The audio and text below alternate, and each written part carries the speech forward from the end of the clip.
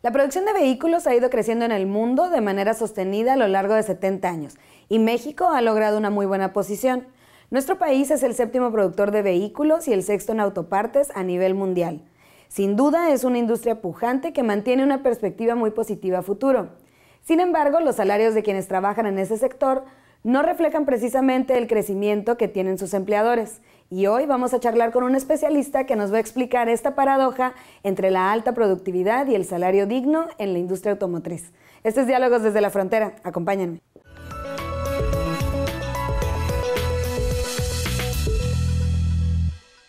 Hola, bienvenidos y bienvenidas a Diálogos desde la Frontera. La industria automotriz ha posicionado a México como el tercer país exportador, el séptimo fabricante automotriz del mundo y el primero en América Latina. Sin embargo, la alta productividad no se ha visto reflejada en mejores salarios para quienes laboran en esta industria.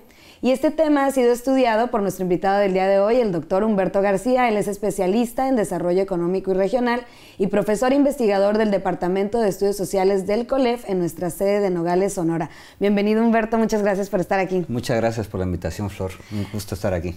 Oye, pues mira, quisiera que para poner en contexto un poco a la audiencia, sabemos que el sector automotriz es importante, pero ¿qué tan importante es? Dimensionándolo, ¿cómo lo podemos entender mejor? Bueno, el sector automotriz representa aproximadamente una quinta parte de la inversión extranjera directa en México, lo cual se expresa como el doble de lo que recibimos por remesas y 5 veces más que el sector turismo.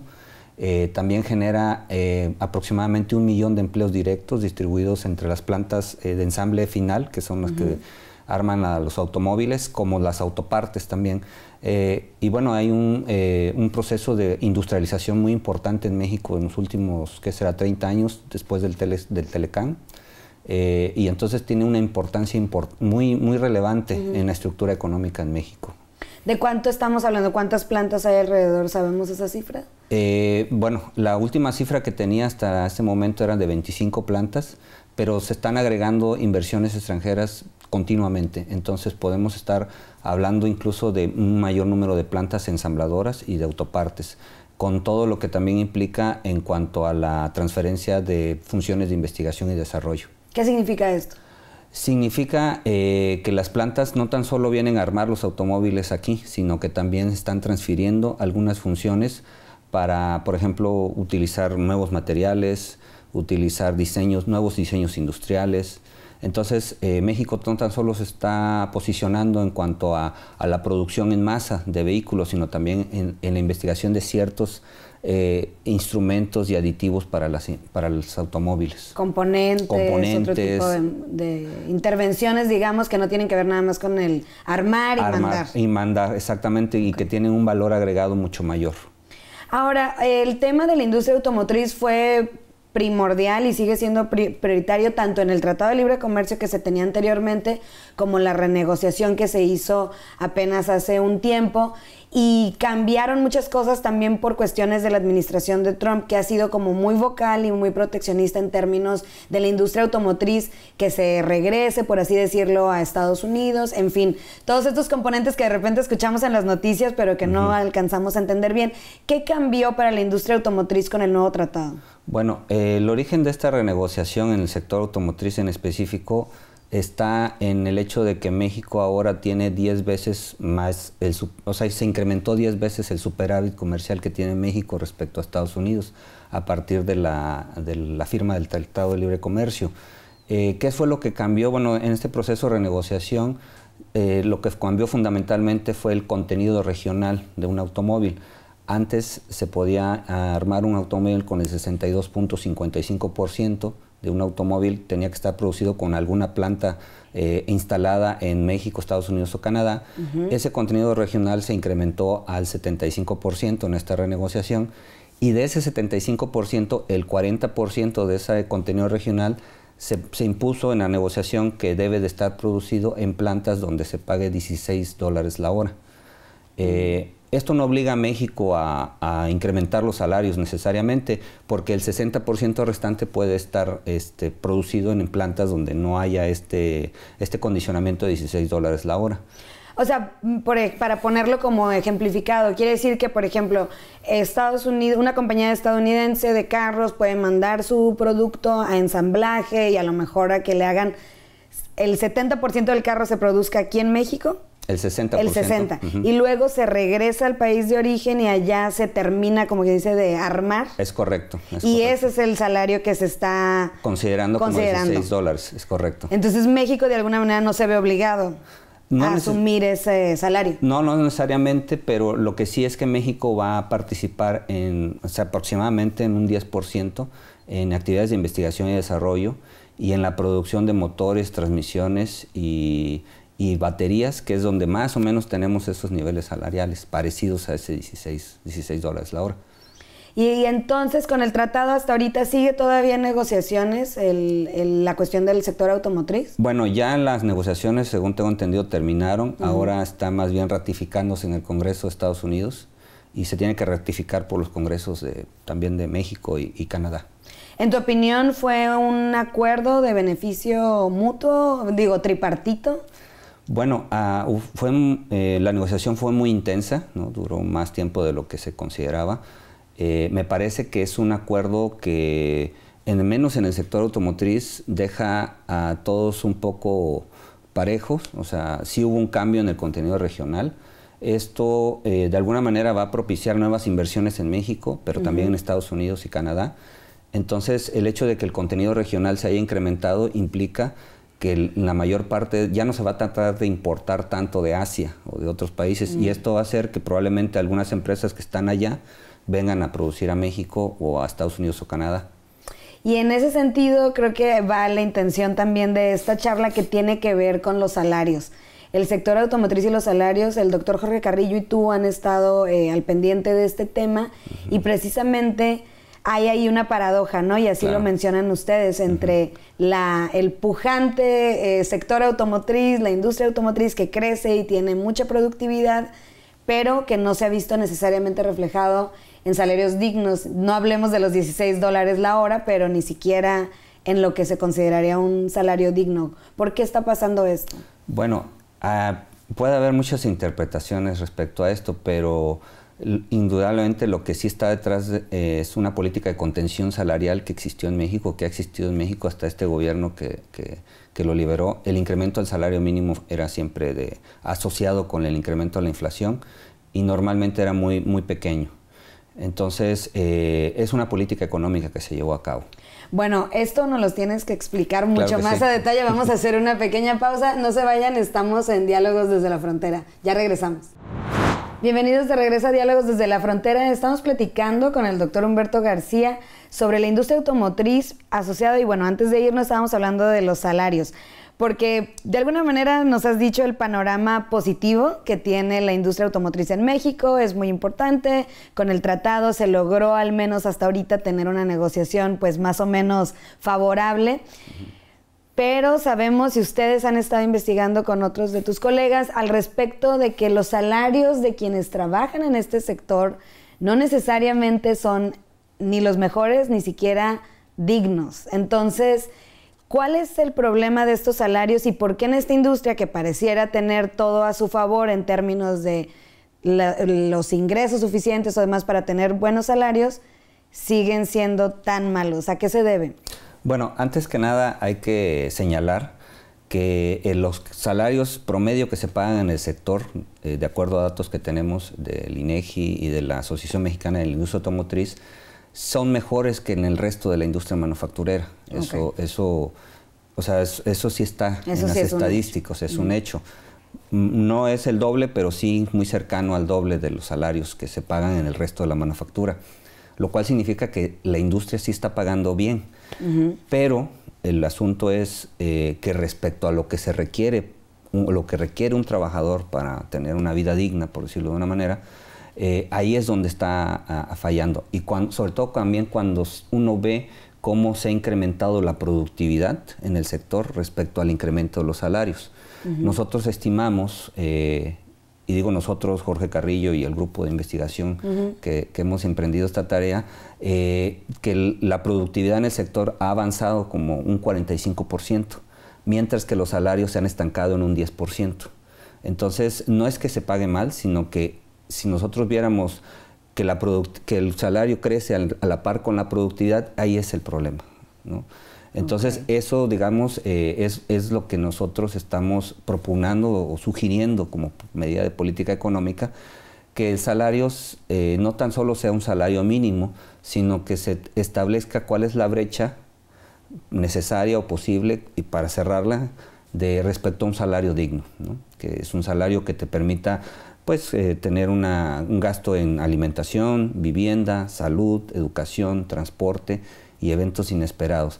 Que por cierto, esto tampoco lo hemos inventado nosotros, es una metodología internacional de Richard y Marta Anker, ¿no? Que eran funcionarios de la OIT hasta hace unos años, y que han desarrollado esta metodología y que nosotros hemos aprendido de ella para justamente calibrar en cuánto y en qué niveles se tendría que subir el salario de los trabajadores. Ahora, hablando de trabajadores, estás hablando de, digamos que también, me imagino que en esto que nos comentabas de que ya en la industria también automotriz hay investigadores, hay gente más profesionalizada en términos de los que hacen investigación, los ingenieros, etcétera. Pero ustedes están enfocados en estudiar el tema del salario del obrero, del empleado, de la empleada, que es la que incide directamente en el proceso de la manufactura. Sí, esto es muy complejo y de hecho no hemos tenido muchos recursos para hacer esta investigación. Nosotros iniciamos un proyecto de determinación del salario digno con fondos de la Red de Innovación y Trabajo, una red temática del CONACYT, en el año 2017, basándonos en la metodología de Richard y Marta Anker. Digamos, el trabajador que nosotros analizamos fue el trabajador que tenía un año de antigüedad y que era operador de línea y que ganaba, digamos, estaba en la pirámide salarial más baja de las plantas, ¿no? Entonces también fue una muestra no representativa, fue una muestra de datos intencionados, pero pues con toda la experiencia que se tenía en el equipo respecto a dónde se estaba generando la producción y más o menos cuáles eran las tendencias en cuanto a la negociación sindical y salarial, en función de eso se hizo una muestra, ¿no? Ahora, ahorita que mencionas lo sindical, también en una reciente nota de política que publicaron en nuestro sitio web, el doctor Jorge Carrillo de nuevo y tú, hablaban de que, bueno, de las muestras y de las fábricas, digamos, las armadoras de carros. Uno de las plantas más antiguas es la de Volkswagen, que se encuentra en Puebla, y que ahí sí se veía una diferencia en el salario que perciben los empleados. Y una de las características que mencionaban es que tienen un sindicato de trabajadores. Esto es una realidad en otras no maquiladoras, sino en otras armadoras, o la de Volkswagen es la única que tiene. ¿Y cuánto influye esta variable del sindicato? Claro, bueno, uno de los resultados de esta investigación muestra que, digamos, las empresas que tienen una antigüedad mayor en México tienden a tener salarios menos precarizados que el resto, en este nivel salarial, en este estrato de trabajadores, ¿no? De un año y de reciente ingreso, básicamente. Volkswagen en esta muestra salió como una empresa que paga muy bien, a la par o incluso por encima de lo que nosotros calculamos como salario digno. Y mucho tiene que ver, bueno, varios factores, creo yo. El primero, obviamente, un sindicato proactivo, ¿no? Negociador, continuamente. Esto viene desde hace muchos años. Una empresa como Volkswagen que tiene una proactividad también social, ¿no? Entonces, eso yo creo que ha permitido que las negociaciones, si bien es cierto, en algunos momentos han sido álgidas, ¿no? Pero ha permitido como que este equilibrio, ¿no? Entre niveles altos de productividad o de exigencia productiva por parte de la empresa hacia el sindicato, pero también una serie de prestaciones y de salarios base que permiten que los trabajadores en esta empresa estén en condiciones muy diferentes al resto, ¿no? Y supongo que esto influye también en que no tengan tanta rotación de personal. Eso es un factor, aunque no es el único, ¿no? Hay otros estudios que dan cuenta de otros elementos de carácter organizacional que están involucrados también en este problema de la rotación.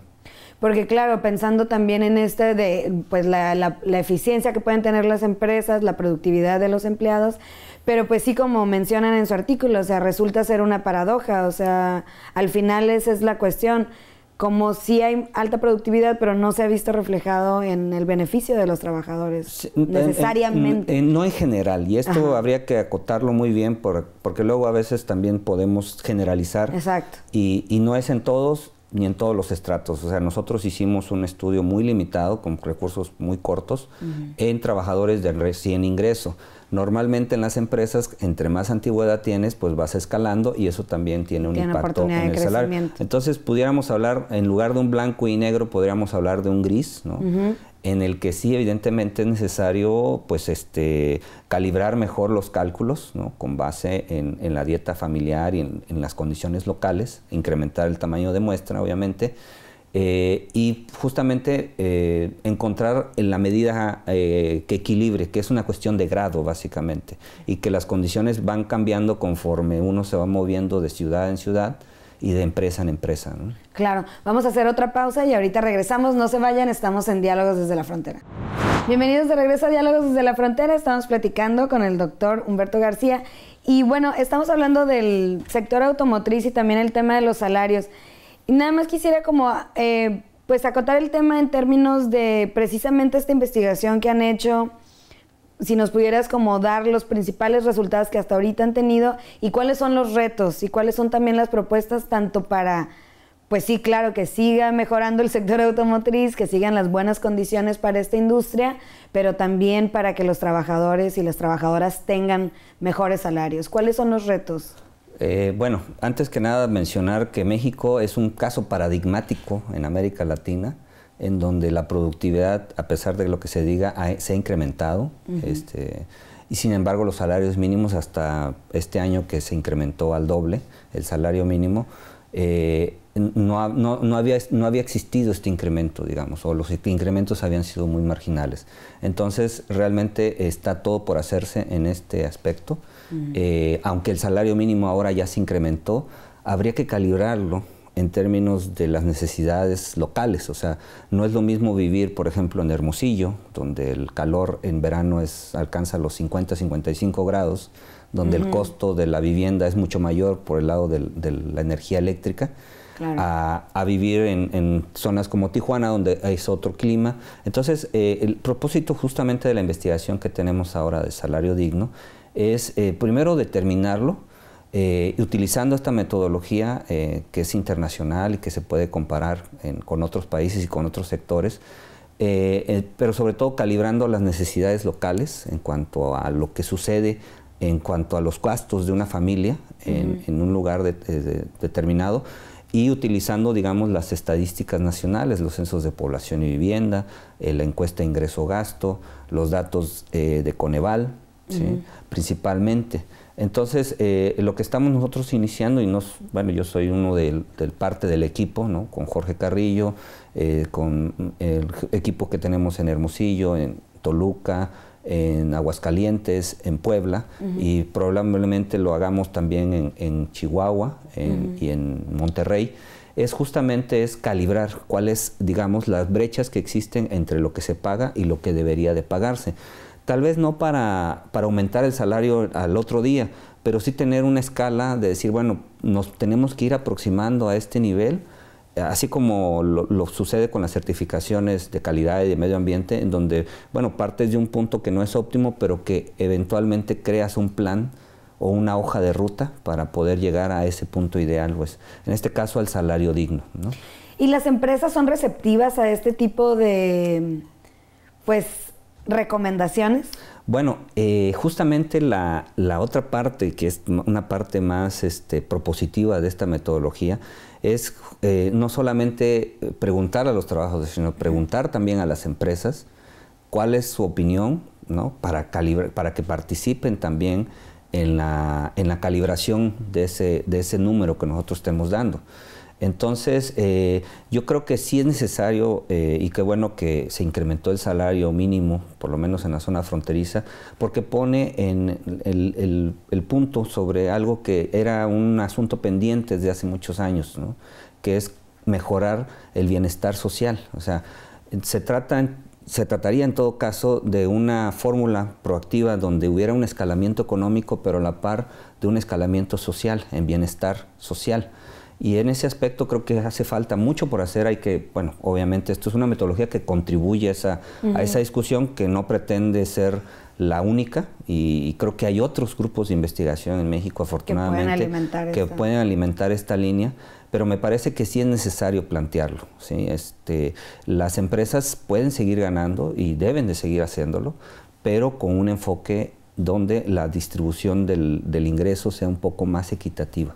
Sí, también de la riqueza, ¿no? Y también de lo que están generando. Del producto social. Entonces, y me parece que ahí pues hay que crear, tú hablabas de los retos, bueno, el principal reto es crear mecanismos que innoven la negociación. O sea, que haya una negociación es ganamos, o sea, ganar. Entonces yo creo que eso no se va a lograr ni a la primera puesta en la plática, ni a la primera, pero sí es necesario y acostumbrarnos, digamos, a esa negociación.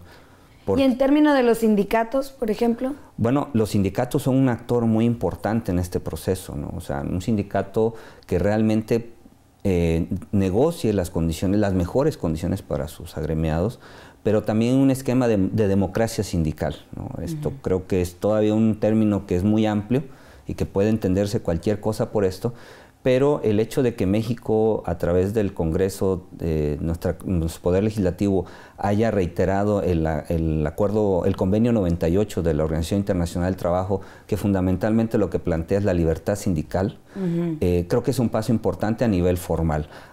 Hay que aterrizarlo todavía a nivel de las prácticas políticas de negociación, que yo creo que ahí tenemos que avanzar muchísimo todavía. Sí, claro, porque digamos que todavía existe la creencia popular de que los sindicatos están en contra de la empresa, o que solo están a favor de los trabajadores, o que hay corrupción al interior, etcétera. Pero creo que eso también sería cuestión de empezar a hacer una nueva narrativa, ¿no? En términos de la importancia de los sindicatos. Sí, y de hecho la van a tener y la están teniendo ahora. Con lo que estamos observando, el fenómeno del sindicalismo en Matamoros, por ejemplo, ¿no? Por esta cuestión del incremento del salario mínimo. Es algo que durante más de, pues antes era como decir, no hay huelgas y era un buen indicador. Yo creo que ahora se tiene que empezar a negociar, se tiene que empezar a hablar y a discutir y encontrar los puntos medios, ¿no? Los caminos que nos permitan que la empresa siga ganando, que las inversiones sigan llegando a México, pero también que haya mejores salarios, ¿no? Y que haya una posibilidad de que las personas que están en estas empresas tengan el suficiente ingreso que llevar a sus familias. Entonces creo que las dos cosas son posibles alcanzar, pero es necesario esta negociación y ese creo que es el principal reto, ¿no? Y la voluntad de las partes. Exactamente, o sea, no se trata de pedir todo para el sindicato o todo para la empresa, sino encontrar un punto medio. Creo que ahí el sindicato de la Volkswagen es un buen ejemplo, y de la Volkswagen en sí, de cómo se han llevado a cabo estas negociaciones donde se ha encontrado un punto medio, donde se ha ganado favorable para ambas partes. Y así va a haber otros casos, que no es fácil. Esto también hay que decirlo. Se dice fácil, pero hacerlo ese es el principal reto. La implementación de todo esto es lo difícil. Humberto, muchísimas gracias. Entiendo que esta investigación sigue en curso y ojalá puedas regresar cuando haya una nueva actualización. Muchísimas gracias. Claro que sí, muchas gracias por la invitación. Saludos al auditorio. Y a ustedes también, muchísimas gracias. Para conocer más de este tema también pueden ingresar a nuestras notas de política que tenemos publicadas en el sitio web del COLEF, que es www.colef.mx. No olviden suscribirse a nuestro canal de YouTube y seguirnos en redes sociales. En Facebook estamos como Diálogos desde la Frontera, en Twitter nos encuentran como @diálogoscolef, y yo soy Flor Arballo y nos vemos en la próxima emisión de Diálogos desde la Frontera. Hasta pronto.